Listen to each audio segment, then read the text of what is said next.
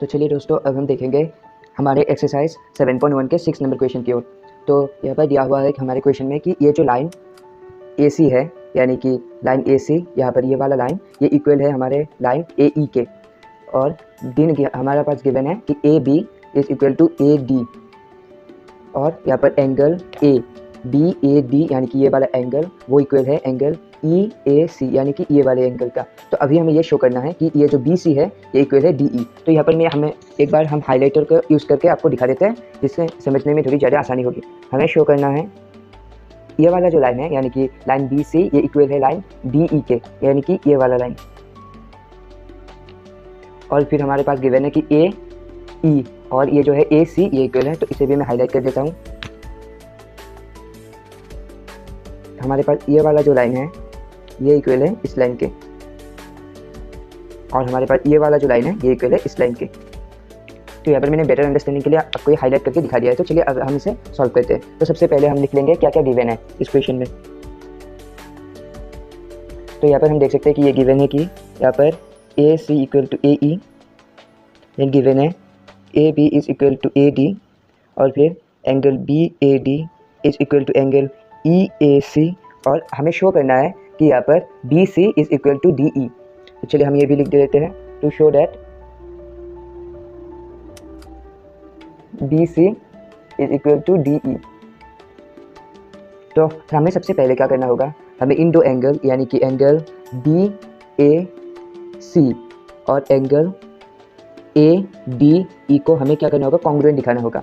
हमें इन दोनों को कॉन्ग्रुएंट प्रूफ करना होगा। तो सबसे पहले हम यही करेंगे। तो यहाँ पर इन दोनों को कॉन्ग्रुएंट प्रूफ करने के लिए यानी कि हम लिख लेते हैं पहले जो गिवन है, यानी कि ए सी, यहाँ पर ये एंगल बी ए सी का ए सी हम लेंगे बी ए सी का ए सी।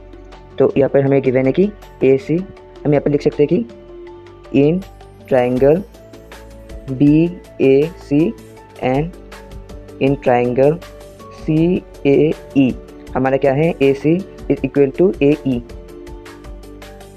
यानी कि ये वाला जो पार्ट है ये इसके इक्वल है। और फिर देखेंगे हम यहाँ पर A B is equal to A D, ये वाला जो लाइन है यानी कि A B is equal to इस वाले ट्रायंगल का ए डी। तो यहाँ पर एक ध्यान रखने वाली बात है, यहाँ पर जो ये ट्रायंगल है इन दोनों में हमें ये वाला मिडिल वाला जो एंगल है इसे सम करना होगा। यानी कि इसे हम सिंपली इस तरीके से समझ सकते हैं कि हम दोनों पहले इक्वल थे। हम एग्जांपल ले लेते हैं कि आपके पास भी 2 रुपीज़ थे, मेरे पास भी 2 रुपीज़ थे, अब हम इक्वल है। लेकिन अगर हमें हमारा जो क्वांटिटी है वो इक्वल है, लेकिन जब मुझे को 1 रुपये एक्स्ट्रा दे देगा तो हम अनइक्वल हो जाएंगे। मेरे पास 3 हो जाएगा, आपके पास 2, लेकिन जब दोनों को 1 रुपया मिलेगा तो हो जाएगा 3। इस तरीके से हम इन दोनों ट्रायंगल के इस एंगल में ये वाला एंगल जो है ये सम कर देंगे। देन क्या हो जाएगा, ये जो दोनों एंगल है ये दोनों इक्वल हो जाएगा। तो यहाँ पर हम सिंपली ये लिख लेते हैं। हमें यहाँ पर दिया हुआ कि एंगल बी ए डी यानी कि ये वाला एंगल इक्वल है एंगल ई ए सी के, यानी कि इस वाले एंगल के। अब हम प्लस करना है इसे, यानी कि अब हम यहाँ पर लिखेंगे बी ए डी प्लस ये वाला एंगल यानी कि D A C, angle D A C, और यहाँ पर एंगल इस वाले एंगल में E A C plus angle D A C. अब क्या हो जाएगा, ये दोनों इक्वल हो जाएगा। हम इसे सिंपली इस तरीके से लिख सकते हैं। ये हो गया हमारा पॉइंट 1, ये पॉइंट 2, ये पॉइंट 2, और ये हो गया हमारा पॉइंट 3। तो यहाँ पर हम देख सकते हैं कि बाई एंगल यानी कि साइड एंगल, तो यहाँ पर हमारा साइड एंगल क्राइटेरिया यानी कि, तो अब हम यहाँ पर सिंपली हम लिख देते हैं कि बाय साइड एंगल क्राइटेरिया,